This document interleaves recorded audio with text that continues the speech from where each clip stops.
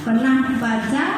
Nah inilah dia Bapak Ibu Guru, harusnya itu buku itu sebagai pegangan terutama guru kelas ke 2 telu. Guru sampai kelas 6 juga harus punya itu. Ada, silakan bisa download EYD, buku ejaan petunjuk ejaan yang disempurnakan, bisa nanti di print itu. Jadi buku pegangan kita, B kata yang namanya kata depan, mana yang menggunakan huruf besar, huruf kecil, mana yang penulisannya seperti apa, tanda titik, koma, di sana penjelasannya ya. Jadi kita guru itu harus tahu itu kaidah bahasa Indonesia. Jadi pemakaian kalimat, unsur subjeknya, unsur predikatnya, anak kalimatnya itu pada penulisan pembuatan soal bahasa Indonesia. Jadi bukan bahasa Indonesia saja, nanti pada soal yang lain. Jadi subjeknya itu harus ada sehingga jelas dia. Kemudian pemakaian kata, pilihan kata, penulisan kata, bagaimana kita memakai kata dan bagaimana menulis. Pemakaian ejaan, penulisan huruf, penggunaan tanda baca. Nah, penggunaan kalimat, ini penjelasan dari penggunaan kalimat ya. Yang A ini penjelasannya harus ada unsur subjek. Ya. Yang mana dikatakan subjek, Bapak Ibu Guru? Mana dikatakan subjek? Itu ya, yang melakukan atau sebagai pokok dari kalimat itu. Ya. Di sana guru kelas 1 sedang sosialisasi tentang kaidah penulisan soal di SDN nomor 3 Pancol. Yang mana subjeknya? Guru kelas 1. Objeknya? Subjek, unsur predikatnya? Predikatnya menulis atau membuat soal itu. Sosialisasi. Kemudian anak kalimatnya?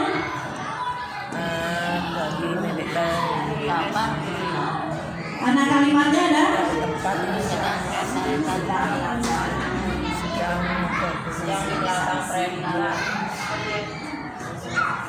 Unsur predikat, yaitu menjelaskan tentang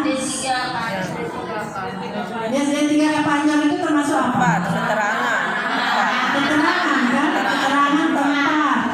Itu masuk anak kalimat. Keterangan tempat, keterangan waktu, keterangan apalagi usia, keterangan apalagi.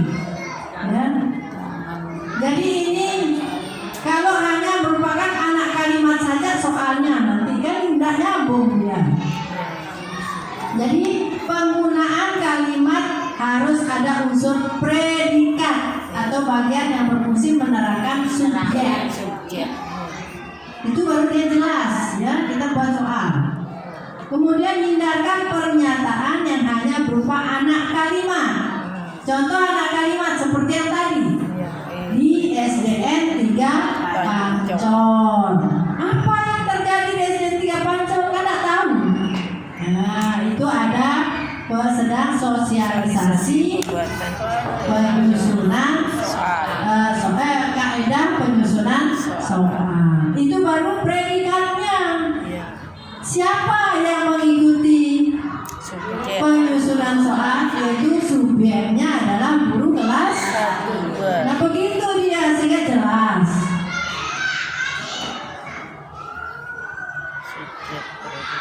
Dan ini sudah biasa kita lakukan ya. Ya, jadi ini penyegaran doang ya. Kita saling segarkan. Nah, untuk pemakaian kata, ini pilihan dalam memilih kata harus diperhatikan ketepatannya dengan pokok masalah yang ditanyakan. Jadi masalah pokok soal itu harus nyambung dengan kata-kata, penggunaan, ketepatan penggunaan kata, ya, baik itu untuk option maupun untuk pokok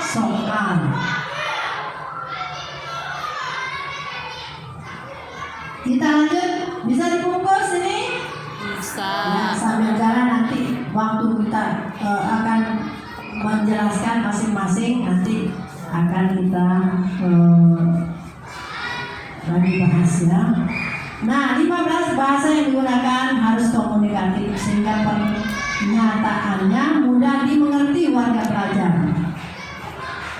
Simpe kenana komunikatif Bisa dikomunikasikan. Iya, bisa nyambung. Begitu dia lihat tulisannya, oh nyambung ini ke dalam, kan pikirannya anak-anak. Jadi pernah diajarkan itu.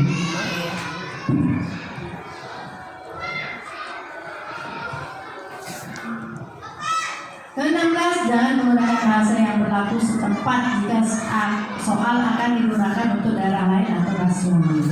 Kita ini membuat soal sendiri untuk diri kita, untuk siswa kita. Kita yang membuat soal, kita yang memeriksa, kita yang mengolah, kita yang semuanya kita. Tetapi walaupun kita yang akan murid kita yang akan menjawab, tidak akan dipakai oleh orang luar, tetap kita menggunakan apa? Kaidah bahasa Indonesia yang baik dan benar. Jangan gunakan bahasa daerah, Bahasa baku. bahasa baku atau bahasa ibu, ya. Bahasa baku. Ya, kelas 1 ya iya, boleh lah. Tetapi nanti kita berpikir soal itu ini akan bisa kita saling tukar, saling apa namanya sama daerah lain. Itu loh, kita berpikir ke sana. Jadi bisa dimengerti ya secara umum gitu soal kita. Kan bisa saja sekarang itu ibu bapak guru berteman sama di Papua, di Kalimantan. Bunda ini cantik. Kita minta dong contoh soal kisi-kisi soal dan soalnya. Itu kan saling tukar, kita saling kirim. Nah, itu kan supaya mereka bisa. Jadi kita berpikirnya nasional, gitu loh. Kan sekarang dunia selebar daun kelor ya. Gampang dari dalam kamar sudah melesat ke sana kemari. Ngerap di kamar tapi sudah mendunia, sudah semua informasi dari dunia bisa dibaca, bisa dikomunikasikan. Jadi nanti silahkan download ya, cari petunjuk penggunaan bahasa Indonesia yang baik dan Benar. Jadi memang harus kita tahu itu, khususnya untuk kelas 1 2 ya. Nah, kemudian pilihan jawaban, jangan mengulang kata atau frase yang bukan merupakan satu kesatuan pengertian. Letakkan kata atau frase pada pokok soal. Jadi pilihan jawabannya tidak, nanti di optionnya ya, jangan menggunakan yang bukan satu kesatuan. Misalnya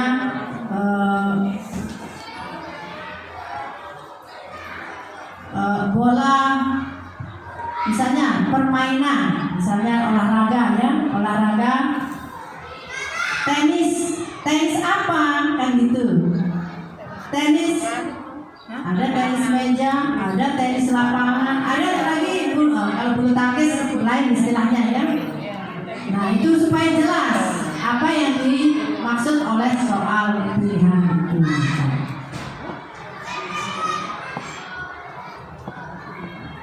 Oke, kita lanjut. Ini sebanyak 17 yang harus kita penuhi untuk membuat soal pilihan Ganda.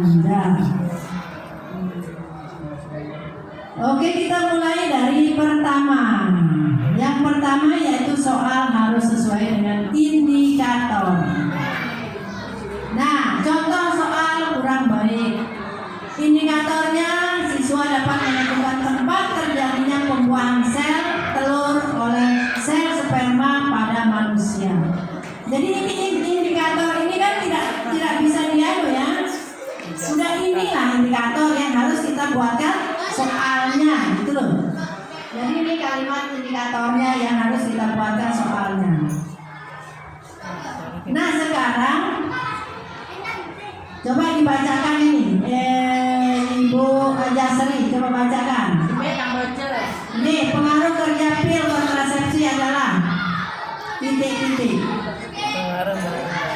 Bisa terbaca di sana. Pil kontrasepsi adalah A. Mencegah terjadinya haid. Adalah Mencegah peleburan sel telur dan sel sperma. C. Mencegah pematangan sel telur. D. Mengurangi jumlah sel telur dalam ovarium. Pak? Ya, itu pokok antara indikator. Indikatornya ini sebagai apa? Tempat terjadinya. Kalau dia komponen soal pilihan ganda masuk dia di mana ini? Indikator ini masuk dia di komponen yang keberapa?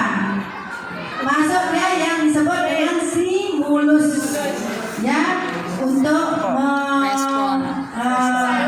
ya terangsang, mengkaitkan ya. Ini masuk dia, siswa dapat menentukan tempat terjadinya pembuahan sel telur oleh sel sperma manusia. Sekarang soalnya kita lihat pokok soal. Pengaruh kerja pil kontrasepsi adalah titik-titik. Masuk nyambung enggak dia dengan stimulus, dengan indikator? tidak. Ya, indikator ini indikatornya yang ditunjukkan adalah tempat terjadinya pembuahan. Soalnya kok pengaruh pil kontrasepsi